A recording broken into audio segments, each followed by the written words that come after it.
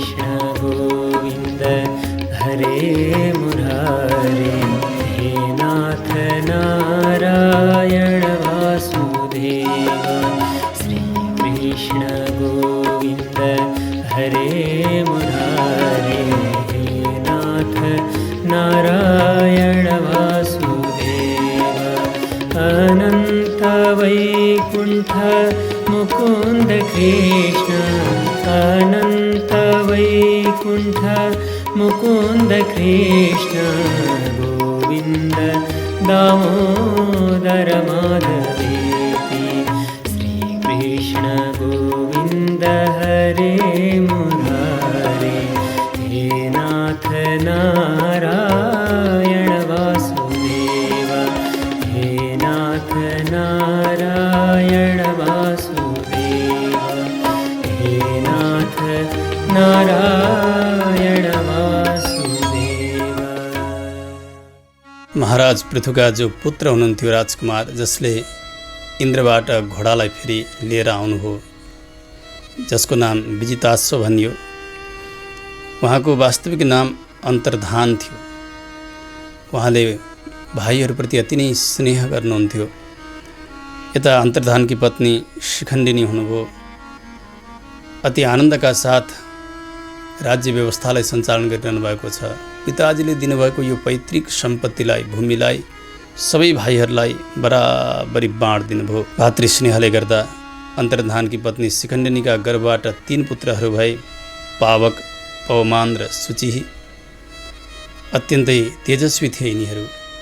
यतातिर जो हविर्धान द्वितीय पत्नीबाट जन्मिएका हुन्, नवस्वती नाम गरेकी पत्नीबाट। हविर्धानकी पत्नी हविर्धानी, उनीबाट वरिषद आदि गरेका 6 पुत्रहरू हुन्छन्। वरिषद नाम गरेका जो राजकुमार थिए, उनी कालान्तरमा राजा पनि बने। कर्मकाण्डमा अत्यन्तै निष्णात थिए, कर्मकाण्डमा लागेका। यति धेरै यज्ञ गरे यिनले। हेर्नु, पृथ्वीमा पूर्वतर्फ कुश बिछ्याएर यज्ञ गर्दा गर्दा गर्दा गर्दा सारा पृथ्वीलाई कुशमय बनाइदिएका थिए।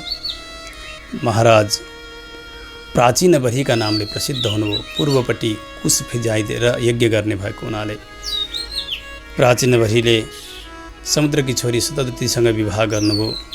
शतद्रुति पनि अत्यन्तै शील स्वभावले युक्त हुनुहुन्थ्यो, सुन्दरी पनि हुनुहुन्थ्यो। उनका गर्भबाट 10 पुत्रहरू भए प्राचीनबर्हीका, जसलाई 10 प्रचेता गण भनेर बताइन्छ। मैत्रेयले भन्नु, विदुरजी हो, यिनै हुन् प्रचेता, प्राचीनबर्हीका पुत्र। पिताजीले आज्ञा दिनुभयो सृष्टि विस्तारका निमित्त। सृष्टिका लागि पहिले त शक्ति चाहियो, शक्तिका लागि तपस्याका निमित्त भनेर यिनीहरू पिताजीका आज्ञाले जान लाग्दछन् पश्चिम दिशातर्फ। 10 जना छन् यिनीहरू। जाँदा जाँदै एउटा यस्तो समुद्र समान विशाल सरोवरमा पुग्दछन्, जसलाई नारायण सर भनेर बताइन्छ। सुन्दर बगैँचाले युक्त भएका, वाटिकाहरूले युक्त भएको, जहाँ हंस, सारस, कोइली आदि गरेका सुन्दर चराहरूको कलरव श्रवण गरिन्छ, त्यस्तो मङ्गल स्थानमा 10 प्रचेतागणहरू पुग्दछन्। जुन सरोवरमा पुगेका थिए, त्यो सरोवरका बीचबाट भगवान शङ्कर प्रकट हुनुभयो। प्रचेताहरूले शङ्करजीका चरणमा साष्टाङ्ग दण्डवत गरे।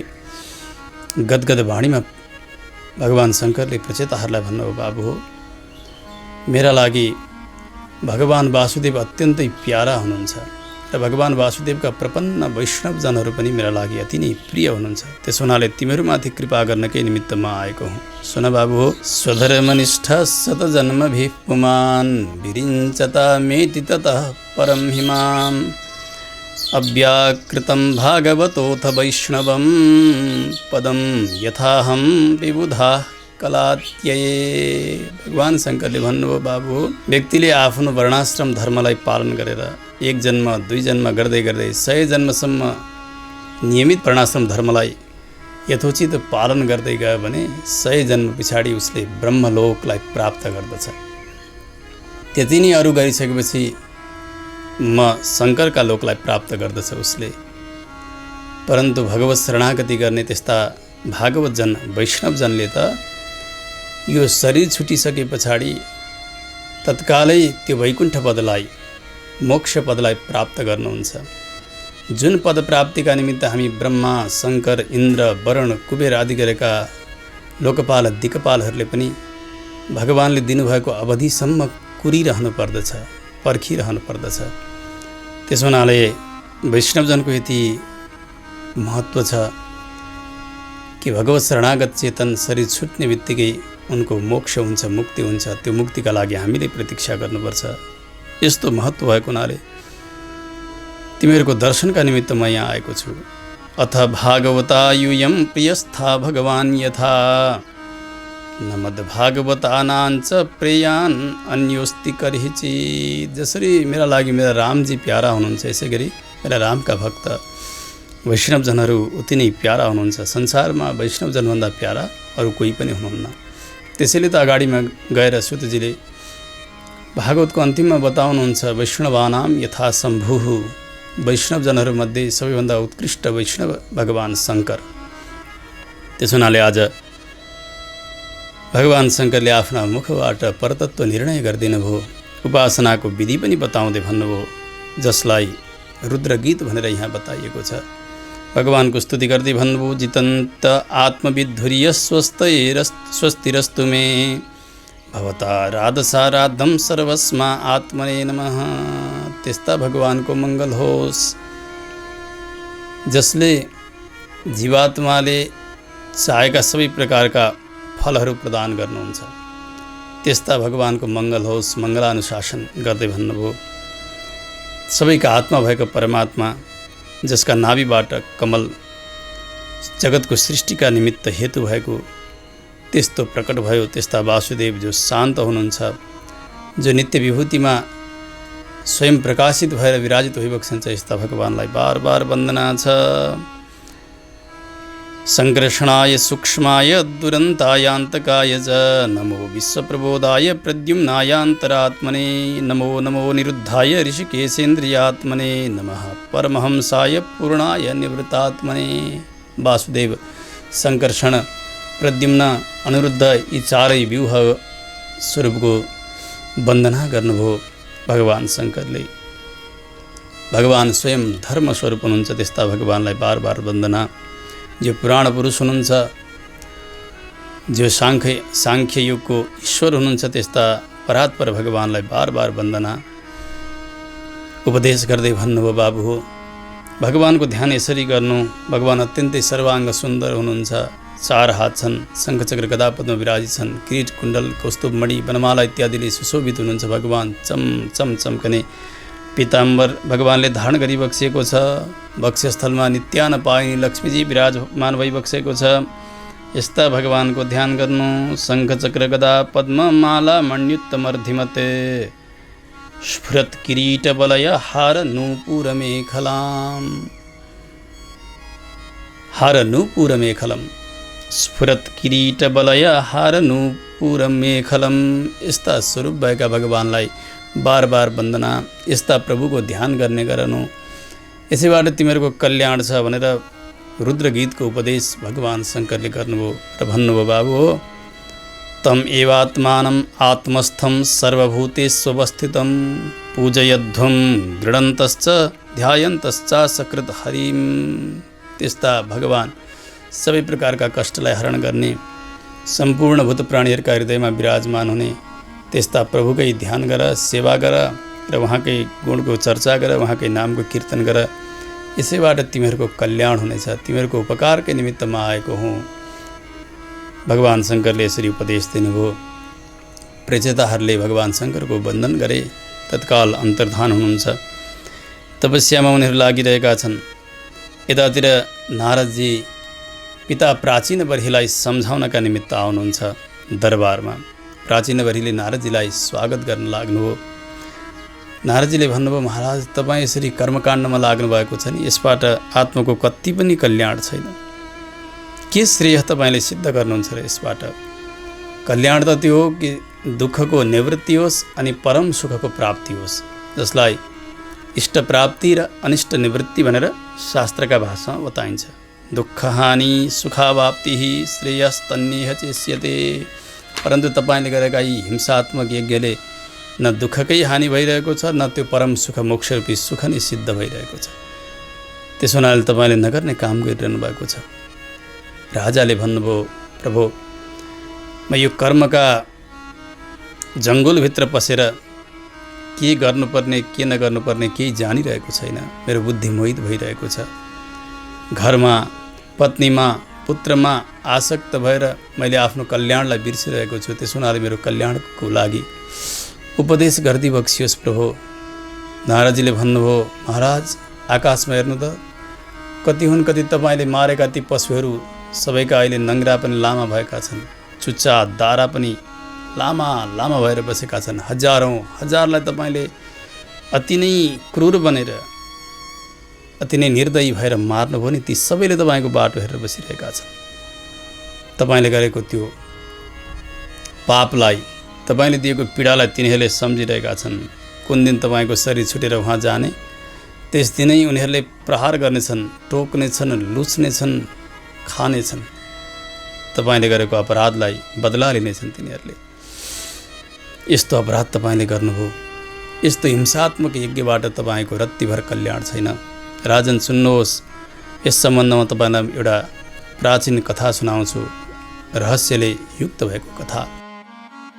एक पुरञ्जन नाम गरेको राजा थियो। उसको सखा अभिज्ञात नाम गरेको।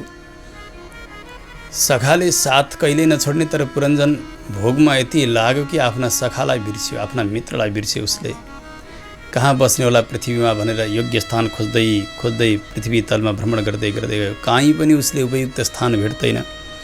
हिमालयका दक्षिण भागमा एउटा 9 द्वार भएको सुन्दर नगरीलाई उसले देख्यो।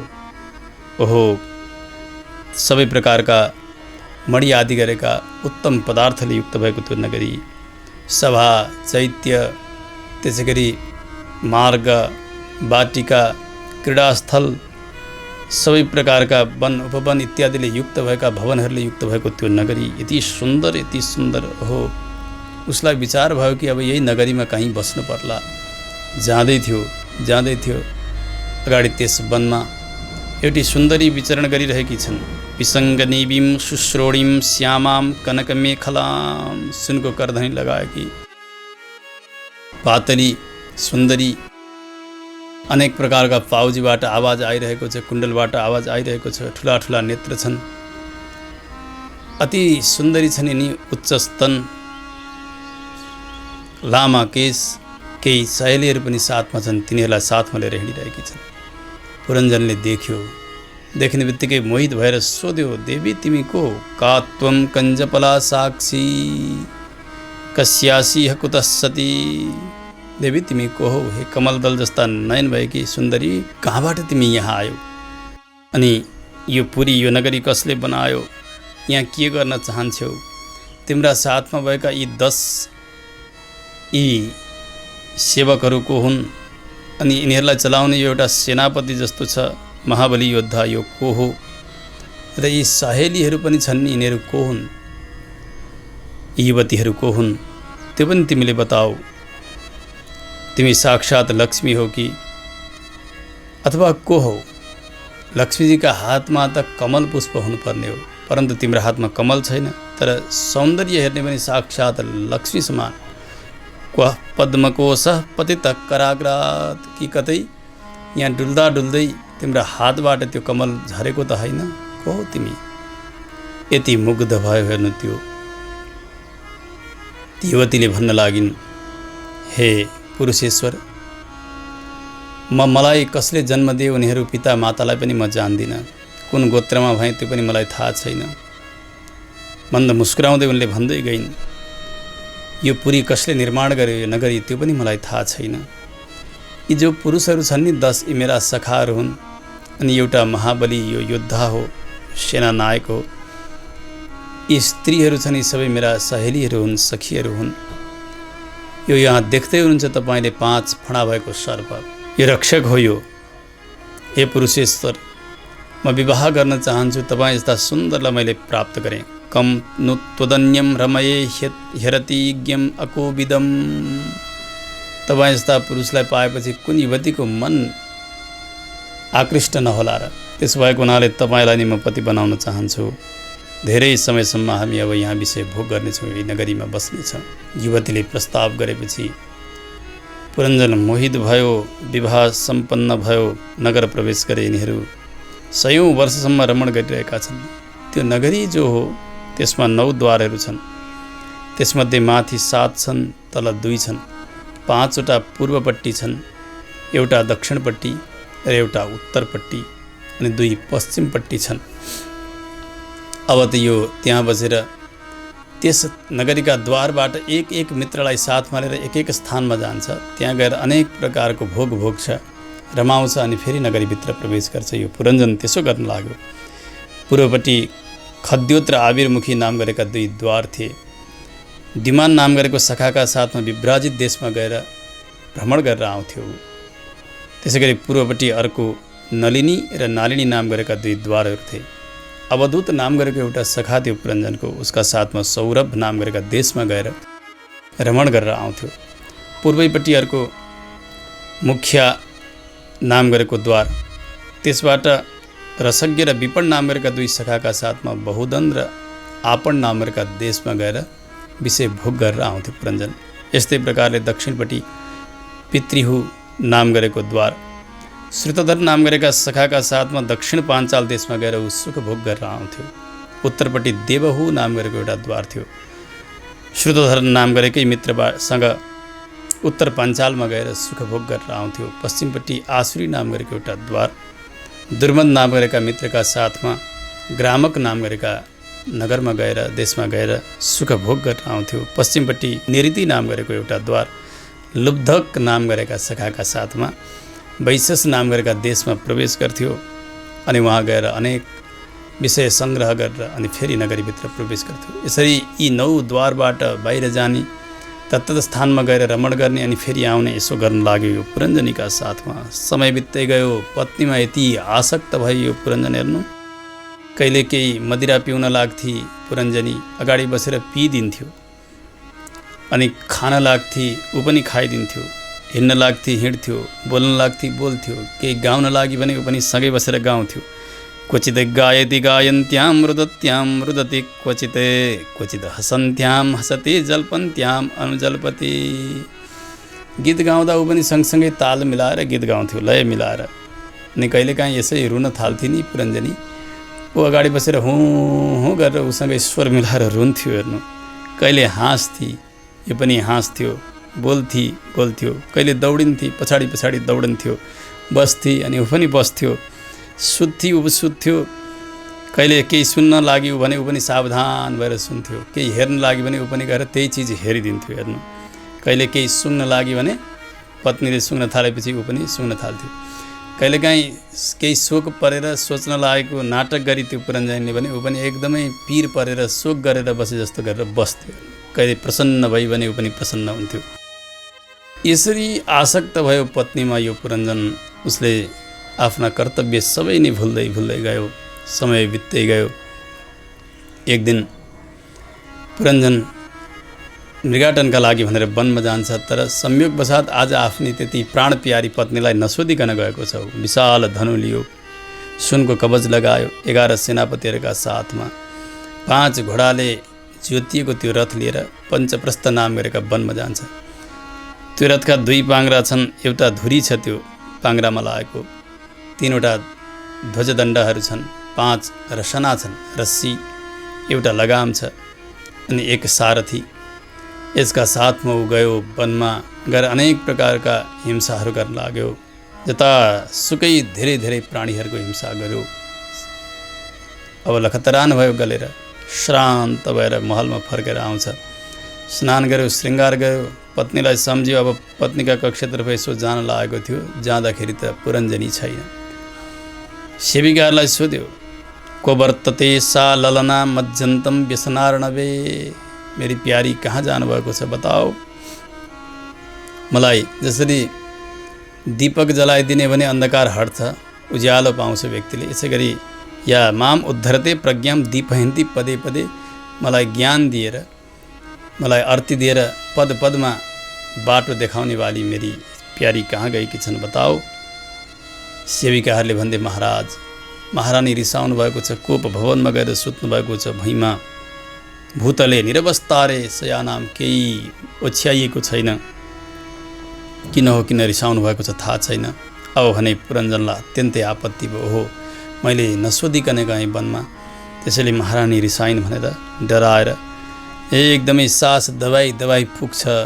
पुरञ्जनिका नजिकै गएर दुवै गोडा समायो, चरण दबायो अनि साष्टाङ्ग गर्यो उसले। पस्पर्श पादयुगलम आहा चुत्सङ्ग लालिताम।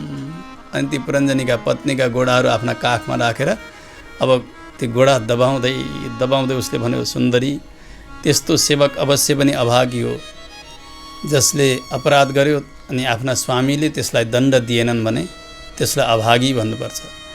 अपराध गरिसकेपछि उसले दण्ड पाउनुपर्छ। आज मैले त्यस्तै अपराध गरेँ। मेरी स्वामिनी तपाईँलाई नसोधिकन म वनमा गएँ एक्लै स्वतन्त्र भएर। त्यस कारणले म एउटा सेवक हुँ। यसरी स्वामीले क्षमा गर्छन्, दण्ड दिन्छन्, मलाई के दण्ड दिने हो त्यो दण्ड दिनुहोस् र मसँग बोलिदिनुहोस्। पश्येस्तनावपि शुचो पहतौ सुजातौ बिम्बाधरम विगत कुङ्कुम पङ्करागम। म चाँडै यो रिसाएको मुख होइन, एकदमै प्रसन्न भएर मन्द मुस्कुराएका ती ओठहरू हेर्न चाहन्छु, अत्यन्तै प्यारा नयनहरू हेर्न चाहन्छु। मैले नगर्ने काम गरेँ, मलाई क्षमा गरिदिनुहोस् भनेर बार बार क्षमा माग्यो आफ्नी पत्नीका साथमा पुरञ्जनले। चरणमै परेर यसरी पुकार गरिसकेपछि पुरञ्जनीले क्षमादान दिई। धेरै समय भयो रमण गर्दै गर्दै जाँदैछन्। समय बितेको यिनीहरूले ख्यालै गरेनन्। जवानी समाप्त भयो। पुरञ्जन र पुरञ्जनीबाट 100 त कन्या जन्मन्छन्, 1100 त पुत्र जन्मन्छन् यिनीहरूबाट। ओहो, ती 100बाट पनि एकबाट 100 भए, 1100बाट पनि 100 भए। भन्नुहोस् कति हो, कति धेरै सङ्ख्या भयो पुरञ्जनका सन्ततिको। सारा पञ्चाल देश भरिएर गएको छ। कालको पत्तो भएको छैन, विषय भोग गरेको छ, अनेक प्रकारका हिंसात्मक यज्ञ इत्यादि गर्छ। त्यस समय एउटा चण्डवेग नाम गरेको गन्धर्वको अधिपति थियो। उसका पासमा 360 सेना थिए। ती सेनाका उति नै पत्नीहरू थिए। 360 काला र 360 सेता पत्नीहरू थिए। पुरञ्जनको नगरमा उसले आक्रमण गर्दछ। बिचरो त्यो प्रजागर नाम गरेको सर्प 5 फडा भएको एक्लै 100 वर्षसम्म त्यो लडेको गर्यो त्यो द्वारमा बसेर। समय बित्दै गयो, सर्प पनि श्रान्त भएको छ, पुरञ्जन विषयमा लम्पट छ। त्यसै समयमा कालकी छोरी जरा नाम गरेकी अत्यन्तै कुरूपिणी थिए। योग्य वरको खोजी गर्दै पृथ्वीमा आउँदा मार्गमा नारदजीलाई देख्छे। नारदजी भन्नुहुन्छ, मलाई देखी त्यसले, अनि उसले प्रस्ताव गरी मलाई पत्नी बनाऊ। मैले भने, देवी, म त यस्तो विरक्त हुँ, म कसैसँग विवाह गर्दिनँ। श्राप दिन नारदलाई, मलाई स्वीकार गरिनस् तैँले। त्यसो भएको हुनाले त एक ठाउँमा काहीँ पनि बस्न नसक, जहाँसुकै भड्किरहनु परोस्। उसकै श्राप लागेर आज म भड्किरहेको छु महाराज। औ पति खोज्दै हिँडिरहेकी छे। यवनराज भयका पासमा पुगी। यवनहरूको राजा थियो भय नाम गरेको। त्यहाँ गएर पनि यही प्रस्ताव गर्दा उसले पनि अस्वीकार गर्यो। उसले मिलाएर भन्यो, देवी, तिमी योग्य वर खोज्दै हिँडेकी छौ, तिमी सबैलाई अनिष्ट गर्नेवाली छौ, कुरूपिणी छौ, त्यसो हुनाले कसैले पनि तिमीलाई स्वीकार गर्दैनन्। तर पनि मैले केही व्यवस्था गरिदिएको छु, एउटा प्रबन्ध गरिदिएको छु। मेरो भाइ छ प्रज्वार नाम गरेको, तिमी एउटी बहिनी बन्देऊ मेरो। भाइ र बहिनीका साथमा सेनाहरू लिएर हामीले पृथ्वीमा विचरण गर्नुपर्छ, सारा पृथ्वीको ऐश्वर्य भोग गर्नुपर्छ। यो जराले स्वीकार गरी यवनराजको वचनलाई। अब यतातिर प्रज्वार नाम गरेको जो भाइ थियो यवन राजाको, कालकन्याका साथमा पृथ्वीमा विचरण गर्न लाग्यो।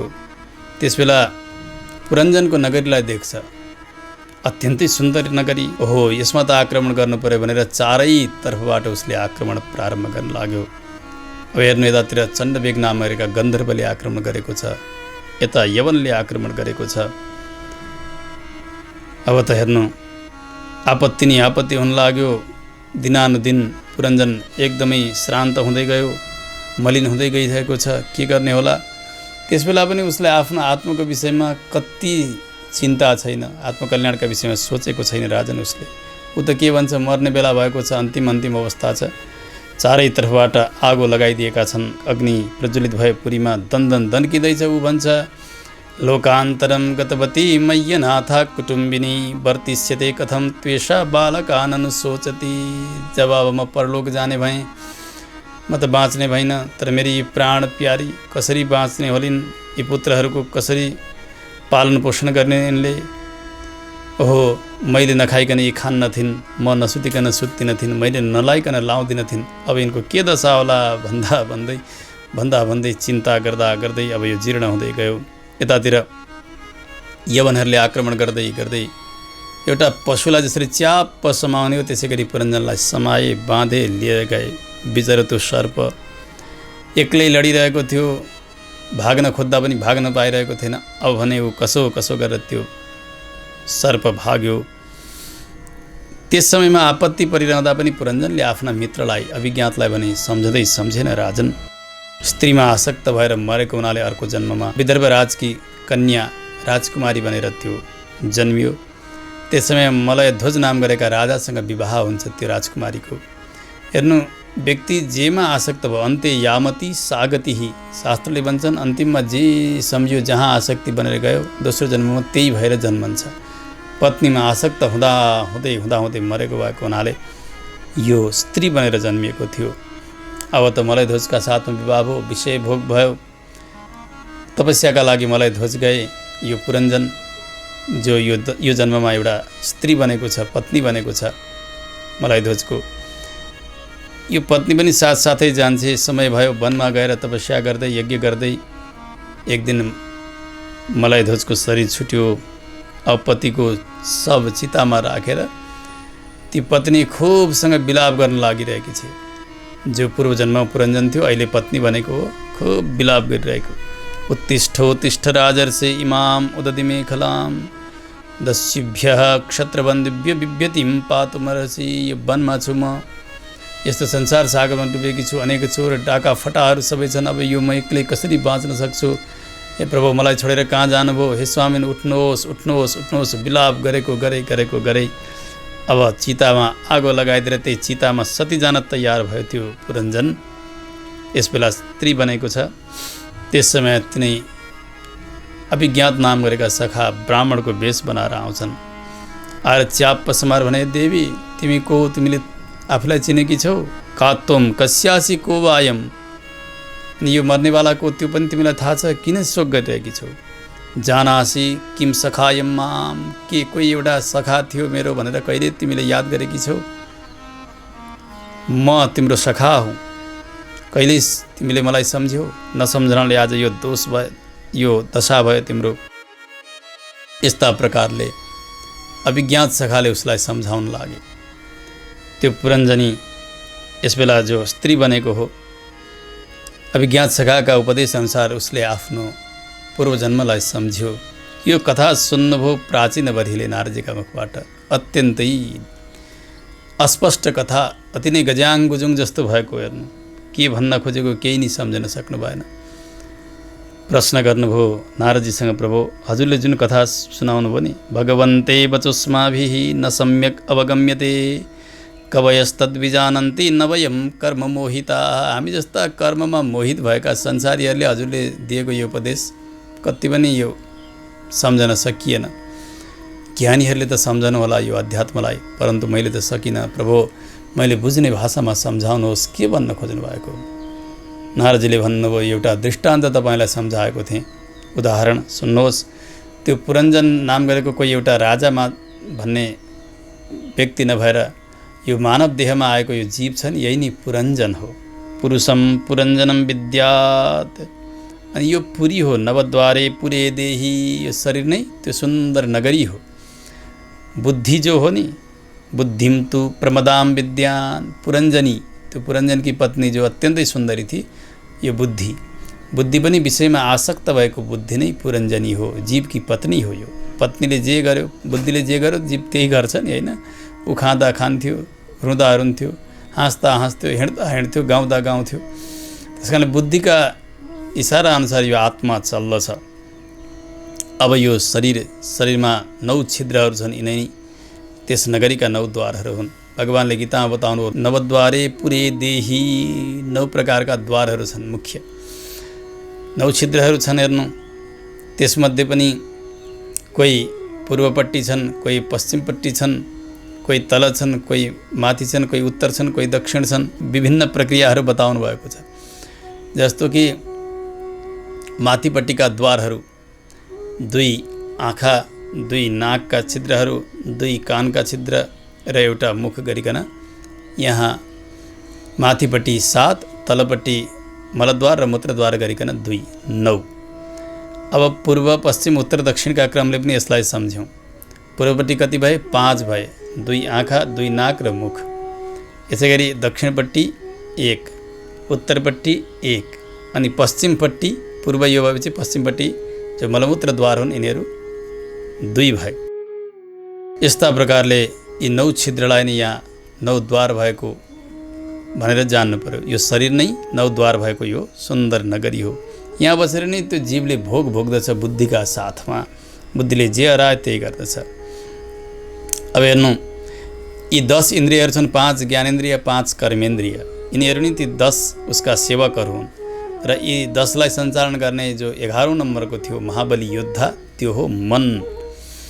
5 फणा भएको जो सर्प भनिएको थियो नि, त्यो पञ्चप्राण, प्राण, अपान, समान, उदान, व्यान, यी 5 प्राण नै 5 फणा भएको सर्प हो। त्यो 100 वर्षसम्म लड्छ।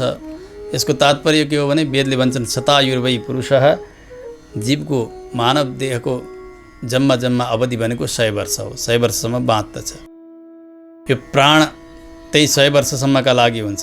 त्यो सर्प भाग्यो गयो भन्नुको अर्थ के हो? प्राण निस्केर हिँड्यो। निस्केर हिँड्ने बित्तिकै यसको अवधि सिद्धिन्छ। त्यसै गरी हेर्नु, पूर्वपट्टि 2 आँखा, नाक अनि मुख 5 भए। दक्षिणपट्टि दाहिने कान भयो, उत्तरपट्टि बायाँ कान भयो अनि यी तलका गुदद्वार र लिङ्गद्वार, यी 2 तलका द्वारहरू भए। यी एक सखारलाई साथमा लिएर पुरञ्जनीका साथमा एक देशमा गएर विषय भोग गर्दथ्यो भनेर जो बताइयो, एक इन्द्रियहरूका मार्फत यो विषयमा जान्छ। हेर्नु, दर्शनशास्त्रले के बताउँछन् भने कसरी विषय ग्रहण हुन्छ। बाहिरको विषय शब्द, स्पर्श, रूप, रस, गन्ध, यी 5 विषय छन्।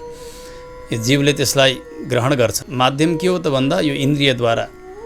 त्यस हुनाले आत्मा मनसा संयुज्यते, मनः इन्द्रियेण इन्द्रियम अर्थेन। विषय ग्रहण गर्न जाने समयमा यो आत्मा मनसँग संयुक्त हुन्छ। पहिले त्यो मन इन्द्रियसँग सम्बद्ध हुन्छ। मानव केही रूप ग्रहण गर्नु छ भने चक्षुरिन्द्रियको विषय भनेको रूप, श्रोत्रेन्द्रियको विषय भनेको शब्द, घ्राणेन्द्रियको विषय भनेको गन्ध, रसनेन्द्रियको विषय भनेको रस, त्यसै त्वगिन्द्रियको विषय भनेको स्पर्श हो। अनि त्यो मनसहित आत्मा कहाँ आएर जोडिन्छ भन्दा इन्द्रियमा जोडिन्छ। अनि इन्द्रिय मार्फत गएर त्यो विषयलाई ग्रहण गर्दछ। शब्द, स्पर्श, रूप, रस, गन्ध तत्त इन्द्रियद्वारा उसले ग्रहण गर्दछ अनि फेरि आएर बस्दछ। यसरी इन्द्रियद्वारा विषय ग्रहण गर्न जानुलाई यी साथीहरूका साथमा बाह्य देशमा गएर विषय ग्रहण गर्नु भन्ने विषय सम्झनु पर्यो। अब हेर्नु, जो रथ थियो अनि वन गएको थियो, त्यो रथको पनि वर्णन आएको थियो नि। यो शरीर नै एउटा रथ हो। यहाँ 5 ज्ञानेन्द्रिय छन्, यिनीहरू 5 घोडाहरू हुन्। यो रथ चलाउनेवाला यिनै हुन्। यसमा पुण्य र पाप रूपी 2 पाङ्ग्राहरू छन्। 3टा ध्वजा छन्। सत्व, रज, तम, 3 गुणी 3 ध्वजाहरू हुन्। 5 डोरीहरू थिए। 5 प्राण नै 5 डोरीहरू हुन्। लगाम एउटा थियो। लगाम भनेको मन हो। मनले नै लगाम लगाउँदछ। अनि सारथी एउटा लिएर हिँडेको थियो। यो बुद्धि नै सारथी हो। त्यही सारथी अनुसार यो रथी चल्ने हो रथमा बसेर। अनि जो चण्डवेग नाम गरेको गन्धर्वको अधिपति भनिएको थियो, त्यो संवत्सर, जसलाई वर्ष भन्छौँ नि, 1 वर्ष, त्यो नै संवत्सर हो। त्यसमा उसका 360 सेनाहरू थिए। 360 दिनको 1 वर्ष हुन्छ। त्यस कारणले 360 यसलाई बताइएको हो। अनि यसका उति नै पत्नीहरू पनि थिए 360 का, काला र सेता। रात काला पत्नीहरू हुन् अनि दिन सेता पत्नीहरू हुन्। दिनानुदिन व्यक्तिको आयु केले खिचिरहेको हुन्छ भन्दा यो दिन रातले खिचिरहेको हुन्छ। दिन बित्दै जान्छ अनि वर्ष पुग्छ। व्यक्ति प्रत्येक वर्ष जन्मोत्सव मनाउँछ। अब यति बढ्यो उति बढ्यो भनेर हामी लोक व्यवहार गर्छौँ। तर परमार्थ दृष्टिबाट हेर्ने हो भने हेर्नु, व्यक्ति प्रत्येक समय मरि नै रहेको हुन्छ। प्रत्येक वर्ष ऊ एक वर्ष मर्दै मर्दै गएको हुन्छ। 100 वर्षको आयु लिएर आएको छ भने अर्को एउटा जन्मोत्सव मनाउने बेलामा उसको आयु जम्मै 79 वर्षको हुन्छ, अनि 98 को हुन्छ, 97 को हुन्छ। प्रत्येक वर्ष ऊ घटिरहेको हुन्छ, मरिरहेको हुन्छ। हामी मनाउँछौँ जन्मोत्सव भनेर, बढेको भनेर, यति बढ्यो उति बढ्यो भनेर व्यवहार गर्दछौँ। त्यसो भएको हुनाले यी संवत्सरलाई नि चण्डवेग भनेर जान्नु पर्यो। कालकी छोरी जो जरा थिए नि, अत्यन्तै कुरूप नराम्री बुढ्याइ नै यो जरा हो। कसैले पनि चाहँदैनन् नि म बुढो बनाउँ, कसैलाई पनि इच्छा हुँदैन। कसैले तपाईँ त बुढो पो देख्ने बित्तिकै भित्र दुखेर आउँछ। त्यस कारणले कालकन्याले कसैलाई पनि पति बनाउन पाएन, कसैले मन पराएनन् भनेको बुढ्याइ कसैलाई पनि प्यारो लाग्दैन। अनि सैनिकहरू थिए, यवनका सैनिकहरू, आदि र व्याधि। आदि भनेको मानसिक रोग, मानसिक चिन्ता, व्याधि भनेको शारीरिक पीडा। यी दुई नै सेनाहरू हुन्। त्यो प्रज्वार नाम गरेको थियो यवन राजको भाइ। त्यो प्रज्वार भनेको एउटा ज्वरो हुन्छ शीत ज्वरो, शरीर चिसो भएर आउने, अर्को हुन्छ तातो ज्वरो, उष्ण ज्वरो भनिन्छ त्यसलाई। यसलाई नै प्रज्वारः भनेर सङ्केत गरिएको हो। अब यी सबले के गर्छन्, पुरञ्जनको नगरीमा आगो लगाइदिन्छन्, आक्रमण गर्दछन्। अर्थ यो हो कि बुढ्याइले पनि आक्रमण गर्ने हो शरीरलाई, वृद्ध हुँदै हुँदै गएपछि मृत्युतर्फ जाने हो। अनि त्यसका लागि यी सबै संवत्सर, दिन रात, यी सबैले आयु घटाउँदै घटाउँदै आक्रमणै गरिरहने हुन्। लड्नेको त भन्दा त्यो 5 फणा भएको सर्प भने त्यो 5 प्राण नै लड्ने हो। कतिन्जेलसम्म त्यो बिचारो लड्न सक्छ, लडिरहन्छ। अन्तिममा उसले पनि आफ्नो गति छोडिदिन्छ, अन्तिममा मर्छ।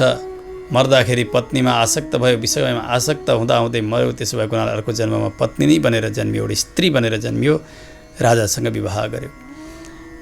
त्यसो हुँदाखेरि यसरी विषयमा आसक्त भएर सकाम कर्म गरेर, हिंसात्मक यज्ञ गरेर व्यक्ति लाग्दै जाने भने यसै गरिकन दिनानुदिन संसारमा बाँधिँदै जान्छ। उसले आफ्नो आत्मकल्याणको मार्गलाई भुल्छ। अनि यी हिंसात्मक यज्ञले क्रूरता पनि बढ्दै जान्छ र यसै गरी संसारमा फसिरहन्छ। उसको कहिल्यै कल्याण हुन्न। त्यसो हुनाले यी सबलाई छोडिदिनुहोस् महाराज।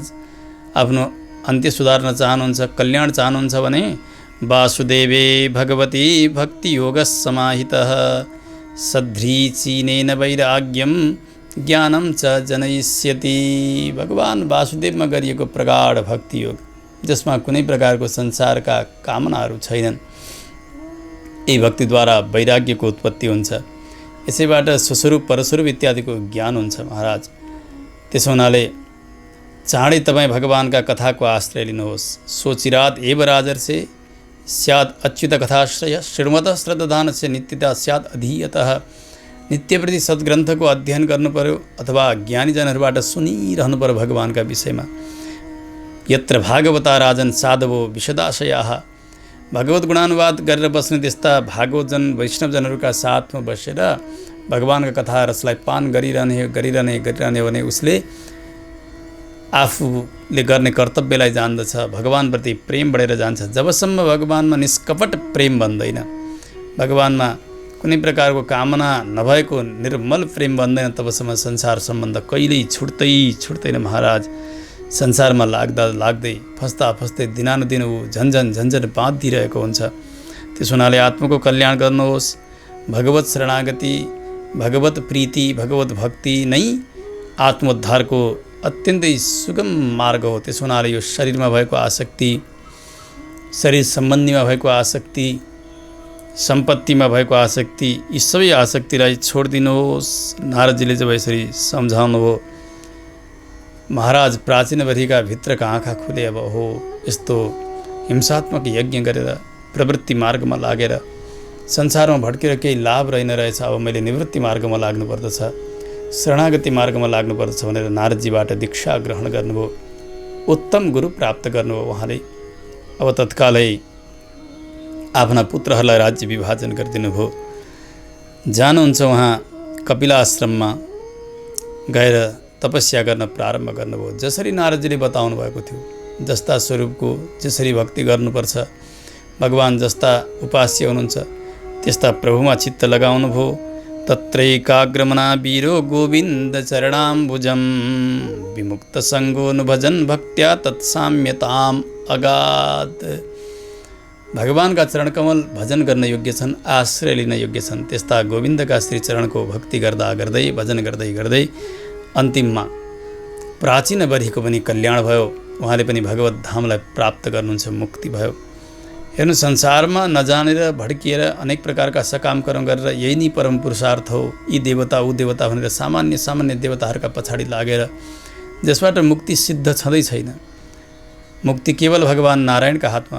भागवतमा सुरुबाट अन्तिमसम्म यही नै मात्र बताइएको छ। हेर्नु, मुमुक्षवो घोर रूपान, अघि ध्रुवजीका प्रसङ्गमा पनि सुन्नुभयो, नैछन् मुक्तिपतेर मुक्तिम। साक्षात् मुक्तिपति भनेका भगवान नारायण मात्र एक देवता हुनुहुन्छ। त्यस्ता भगवानलाई जबसम्म जीवले अपनाउँदैन तबसम्म उसको मोक्षको द्वार खुल्दैन। आज सच्चा आचार्य नारदजी जस्ता ज्ञानीलाई प्राप्त गरेर कर्मबन्धनमा बाँधिएका प्राचीन बरीको पनि कल्याण भयो भगवत शरणागतिद्वारा। यस्तो अत्यन्तै परोक्ष रूपले बताइएको, रहस्यले बताइएको यो अध्यात्म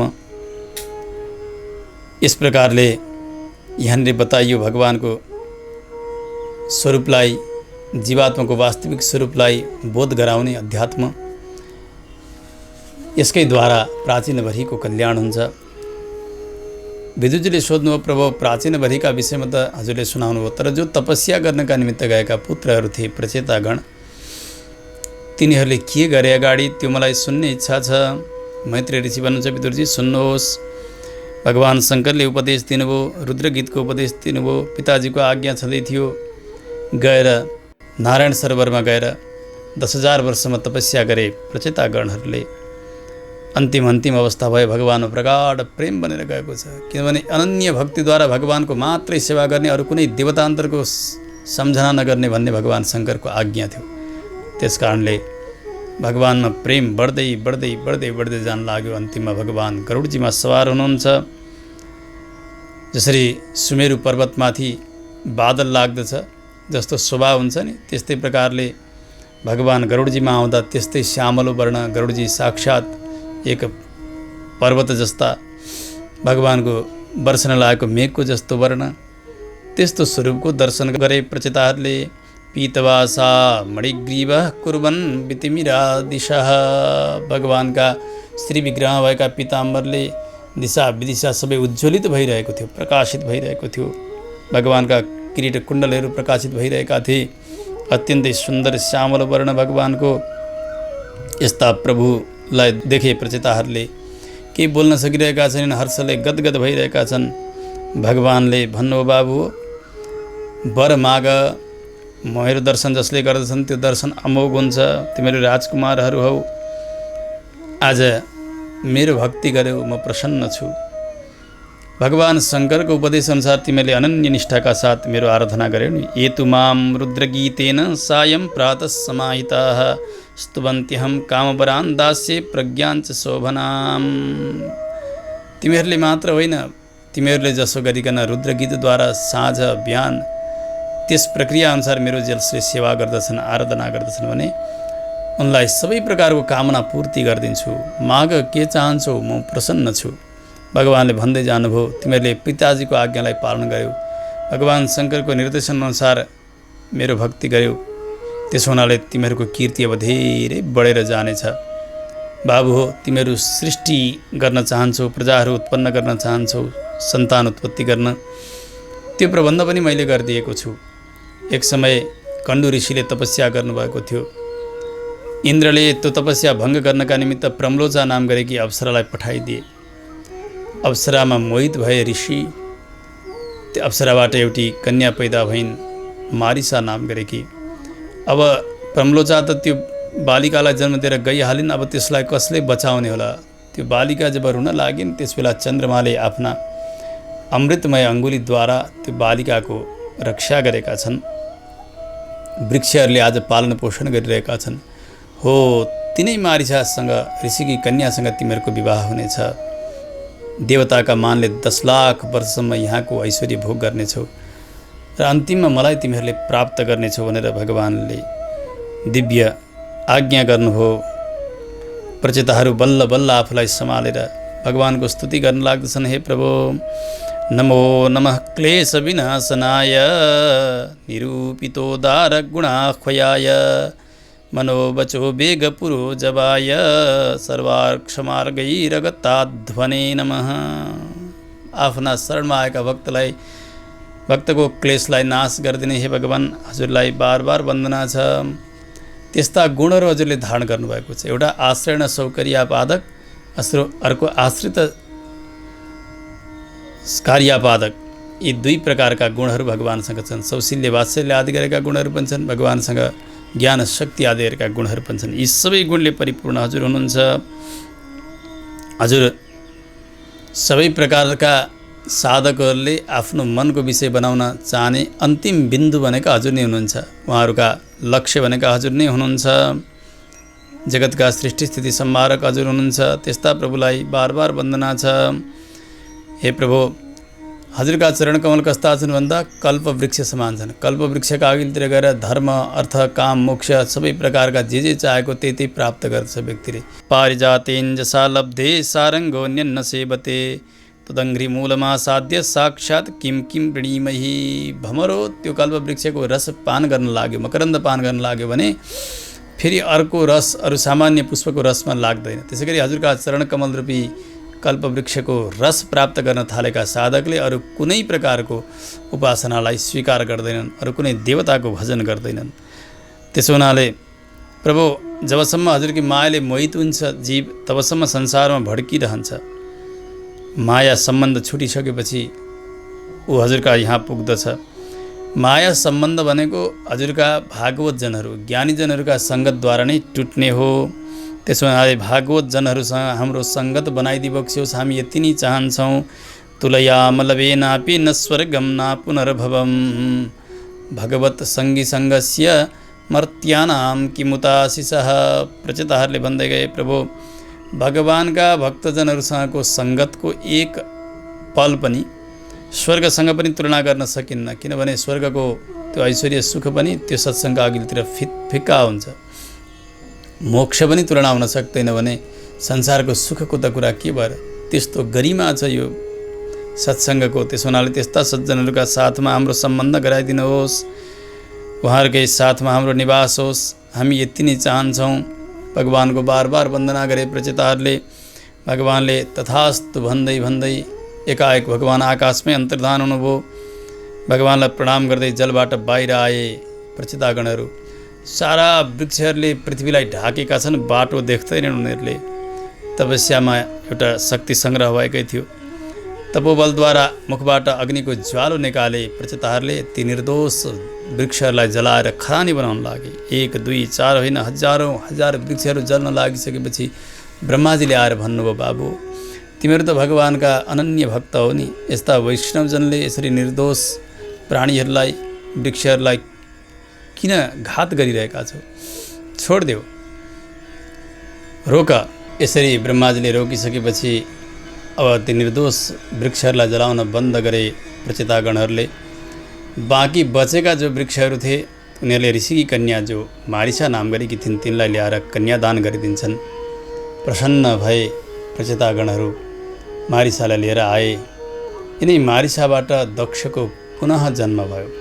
कारण के थियो भने जति बेला भगवान शङ्करको अपमान गरे दक्ष प्रजापतिले, त्यसबेला त्यो अपराधको फलस्वरूप उनलाई बोकाको टाउको मिलेको थियो। त्यो बोकाको टाउको र शरीर मानवको बनाएर बाँच्न साह्रै घृणा भयो, आफ्नो शरीरप्रति लाज पनि लाग्यो। त्यो शरीर छोडेर दोस्रो जन्ममा प्रचेताहरूका पुत्र भनेर दक्ष जन्मिए। दक्ष किन भनेको हो भने सारा कार्य गर्नलाई जो दक्ष छ, समर्थ छ, उसको नाम हो दक्ष। सृष्टिमा यिनी दक्ष थिए। समय बित्दै गयो। प्रचेतागणहरू पत्नी मारिसाका साथमा पुत्र दक्षका साथमा समय बिताइरहेका छन्, भोग भोगिरहेका छन्, राज्यको ऐश्वर्य भोगिरहेका छन्। 10 लाख वर्षसम्म देवताका मानले राज्यको पालन गरे। अन्तिममा वैराग्य आयो। पुत्र दक्षलाई आफ्नी पत्नीका साथमा छोडेर उनीहरू फेरि पश्चिम दिशातर्फ जान्छन्, जहाँ गएर पहिले सिद्ध भएका थिए। गएर भगवानका ध्यानमा अत्यन्तै लाग्न सुरु गरे। समय बित्दै गयो। ती प्रचेतागणहरूलाई दर्शन दिनका निमित्त नारदजीको आगमन हुन्छ।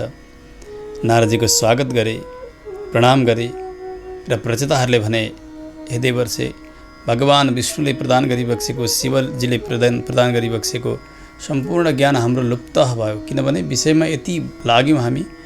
हेर्नु, धेरै शास्त्रको अध्ययन गरेको छ, तर धेरै समयसम्म शास्त्रसँग फेरि व्यक्तिले सङ्गत गरेन अनि विषयमा लागेको लाग्यो भने त्यो सबै शास्त्रले छोडिदिन्छन्। आज त्यही दशा भयो यिनीहरूको पनि। उनीहरूले भने हामी गृहासक्त बन्यौँ, त्यस हुनाले सबै नै हामीले बिर्सेका छौँ। पुनः त्यसलाई प्रकाशित गरिदिबक्सियोस्, हाम्रो कल्याण के गरी हुन्छ त्यो बताइदिबक्सियोस्। नारदजीले भन्नुभयो, बाबु सुन, तज्जन्म तानि कर्माणि तदायुस्तन् मनोवचः नृणाम येनेह विश्वात्मा सेव्यते हरिरीश्वरः। त्यही जन्म हो, जुन जन्म प्राप्त गरिसकेपछि व्यक्तिले भगवान श्रीहरिको सेवा गरेको होस्, त्यही कर्म हो जो भगवानका लागि सेवा बनोस्। त्यही आयु नै आयु, जुन आयु प्राप्त गरेर भगवानका लागि बनोस्। त्यसै गरी त्यही मन हो, जुन मन भगवानका चरणमा अर्पित होस्। त्यही बाणी हो, जुन बाणीले भगवानको गुण कीर्तन नाम कीर्तन गरोस्। जन्म प्राप्त गर्यो मानव जन्म, अनि वेदले बताएका सकाम कर्म लागेर स्वर्गादि सुख भोगेर अनेक झन्झटमा फसेर के काम छ र? यो न इन्द्रिय सुखका लागि हो, न स्वर्गादि सुखका लागि हो। मानव देह केवल मोक्षका निमित्त हो। जबसम्म यो आत्म प्रदान गर्ने, ज्ञान प्रदान गर्ने, सत्ता प्रदान गर्ने भगवान प्रसन्न रहनुहुन्न, तबसम्म यो मानव देहको कुनै अर्थ रहँदैन। भगवान नै सर्वेश्वर हुनुहुन्छ। भगवान नै सबै देवताका रक्षक, अङ्गी र स्वामी हुनुहुन्छ। त्यस्ता भगवानलाई गरिएको समर्पण, भगवानलाई दिएको आराधना सबै देवताका लागि बन्दछ। यथा तरोर्मूल निषेचनेन तृप्यन्ति तत्स्कन्धभुजोपशाखाः प्राणोपहाराच्च यथेन्द्रियाणां तथैव सर्वारहणम् अच्युतेज्या। नारदजीले सम्झाउँदै भन्नु, बाबु जसरी एउटा वृक्षको हाँगो सुक्न लाग्यो, पात सुक्न लागे, फुल सुक्न लाग्यो, फल ओइलाउन लाग्यो भने पातमा, हाँगामा, फुलमा, फलमा लगेर पानी खन्याउनाले त्यो वृक्ष हरियो हुँदैन, तिनीहरूको रक्षा हुन्न। सबै ठिकठाक राख्नका निमित्त त्यो वृक्षका फेदमा लगेर जलसेचन गर्नुपर्दछ। जरामा लगाएका जलले त्यो हाँगा ठिक रहन्छन्, पात, शाखा, फुल, फल सबै ठिक रहन्छन्। जसरी हामीले भोजन गर्छौँ, भोक लागिसकेपछि हात गोडा काम गर्न नसक्ने हुन्छन्, गल्दछन्। त्यसै गरी आँखाले पनि नदेख्ने जस्तो हुन्छ, सबैतिर गलित हुन्छ। तर भोजन कसलाई दिइन्छ? प्राणलाई दिइन्छ। न हातलाई भोजन दिएर काम गर्छ, न कानलाई दिएर गर्छ, न आँखालाई भोजन दिएर काम हुन्छ। भोजन दिनुपर्छ प्राणलाई। प्राणलाई दिएको भोजनले सबै इन्द्रियहरू ठिक रहन्छन्, हात गोडा शरीर सबै ठिकठाक रहन्छ। जसरी यसै गरी सबैका प्राण जस्ता, सबैका आत्मा जस्ता, सबैका जरा जस्ता भनेका भगवान नारायण हुनुहुन्छ। त्यसो हुनाले अलग अलग देवताहरूको छुट्टै छुट्टै आराधना गरिरहनु पर्दैन। भगवान सर्वेश्वरको आराधना गरिसकेपछि सम्पूर्ण देवताहरू प्रसन्न हुन्छन्, सबै तृप्त हुन्छन्। त्यसो हुनाले भगवान सर्वेश्वरकै आराधना गर। भगवान जगतका कारण हुनुहुन्छ। जसरी ग्रीष्म ऋतुमा सूर्यले आफ्ना किरणहरूद्वारा समुद्रको जललाई खिचेर लिएर जान्छन्, वर्षा ऋतु आएपछि फेरि यथेष्ट वर्षा गरिदिन्छन्। यसै गरी भगवान प्रलयका समयमा सारा जगतलाई आफूमा लीन गरिबक्सन्छ अनि फेरि सृष्टिका प्रारम्भमा सबैलाई करण कलेवर इत्यादि दिएर जगतलाई जस्ताको तस्तै विस्तार गरिबक्सन्छ। त्यस्ता भगवान नारायण नै जगतका कारण हुनुहुन्छ। उहाँकै शरणागति, उहाँकै भजनले नै यो संसार तर्न सकिन्छ। त्यस्ता प्रभुलाई प्रसन्न गराउनका निमित्त अरू केही धेरै प्रयास गर्नु पर्दैन बाबु। केवल 3 विषयहरूलाई सम्झ्यौ भने पुग्छ। 3 उपदेशहरू विशेष दिनुभयो। भगवान प्रसन्न हुनुहोस् हामी सबैले चाहन्छौँ, हेर्नु। परन्तु भगवान प्रसन्न हुनका निमित्त गर्नुपर्ने आवश्यक कार्य भने गरिएन भने त्यो इच्छाले मात्रै भगवान प्रसन्न हुनुहुन्न। नारदजीले भन्नुभयो 3 सोपानहरू छन् भगवान प्रसन्न हुनका निमित्त। दया सर्वभूतेषु सन्तुष्ट्या येन केन वा सर्वेन्द्रियोपशान्त्या च तुष्यत्यासु जनार्दनः। सम्पूर्ण भूत प्राणीहरूमा दया गर्नु पर्यो, यो पहिलो शर्त हो। भगवानको निवास स्थान हो। हेर्नु, सारा प्राणीहरू, प्राणीका शरीरहरू सबै सर्वत्र भगवान हुनुहुन्छ। त्यसरी हामी बस्ने घर भत्काइदियो भने हामी रिसाउँछौँ। यसै गरी भगवान बस्ने त्यो मन्दिर हो प्राणीहरूको शरीर। आफ्ना जिउराका स्वादका निमित्त निरीह प्राणीहरूको प्राण लिने, मार्ने, वध गर्ने गरियो भने भगवान अति नै क्रुद्ध हुनुहुन्छ। त्यसो हुनाले हेर्नु, कोही मार्ग विशेषको पन्थाका कुरा होइनन्, व्यक्तिले सभ्य मानव भएर आफ्नो आत्माको कल्याण गर्न चाहेको छ भने पहिलो शर्त हो हिंसा त्याग नै पर्दछ। पशुलाई मार्न हुन्न, यो पहिलो शर्त हो। म मार्दै पनि गर्छु, काट्दै पनि गर्छु, खाँदै पनि गर्छु अनि भगवान् पनि खुसी पार्दै गर्छु, यो कल्पना पनि नगरे हुन्छ। त्यस हुनाले पहिलो शर्त हो हिंसा त्याग। दया सर्वभूतेषु। दोस्रो हो प्रारब्धवशात जे मिलेको छ त्यसैमा आनन्दसँग रहन सक्नुपर्छ। असन्तोष भयो भने पनि भगवान् प्रसन्न हुनुहुन्न। अर्को हो सर्वेन्द्रियोपशान्त्याच। सम्पूर्ण इन्द्रियहरू बाह्य विषयमा भड्किरहेका हुन्छन्। यी सारा इन्द्रियहरूलाई भगवत सेवामा लगाइदिने, जसरी कुलशेखर आलवारले सबै अङ्गहरूलाई आज्ञा गर्नुभयो, हामीले प्रथम दिनकै कथामा सुन्यौँ। कानले भगवान्का कथा सुन्ने, जिब्राले भगवान्का चरणमा अर्पण गरिएकी तुलसीको स्वाद, नाकले तुलसीको सुगन्ध, भगवान्लाई भोग लगाएको प्रसादको रसास्वादन जिब्राले, यसै गरी छालाले भगवत र भगवान्का भक्तहरूको स्पर्श, आँखाले भगवान्को स्वरूपको दर्शन, गोडाले भगवान्को मन्दिरमा जानु, शिरले भगवान्का अघिल्तिर झुक्नु, हातले भगवान्को सेवा गर्नु, यसलाई सम्पूर्ण इन्द्रियहरूको उपशान्ति भनेर शास्त्रले बताएका छन्। इन्द्रियको निग्रह भनेर बताएको छ। त्यस्तो हुन सक्यो भने जनार्दन आशु तुष्यति, भगवान् चाँडै प्रसन्न हुनुहुन्छ। एउटा त हिंसा गर्न भएन, दोस्रो सन्तोष हुनु पर्यो, तेस्रो सारा इन्द्रियहरूले भगवान्को सेवा गर्नु पर्यो। यो भयो भने भगवान् चाँडै प्रसन्न हुनुहुन्छ। यस्ता प्रकारले उपदेश दिनुभयो। नारदजी जानुभयो, नारदजीको पूजन गरे प्रचेतागणहरूले। नारदजीले बताएअनुसार भगवत ध्यानमा रत भए प्रचेतागणहरू अन्तिममा भगवत धामलाई प्राप्त गर्दछन्। सुखदेव स्वामीजीले भन्नुभयो, राजन उत्तानपादका वंशलाई यहाँ मैले अहिले वर्णन गरेँ। अब तपाईँलाई प्रियव्रतको चरित्र म बताउँछु। प्रियव्रत अत्यन्तै ज्ञानी हुनुहुन्थ्यो, नारदजीबाट आत्मविद्या प्राप्त गर्नुभएको थियो। तर पनि ब्रह्माजीका प्रार्थना अनुसार पुनः गृहस्थाश्रममा प्रवेश गर्नुभयो। यहाँको पनि वंश खुब बढेर गयो। यहाँसम्मका पावन प्रसङ्गहरू श्री हरिद्वारमा विदुरजीको जिज्ञासा अनुसार मैत्री ऋषिले सुनाउनुभयो। विदुरजी पनि गदगद हुनुभयो।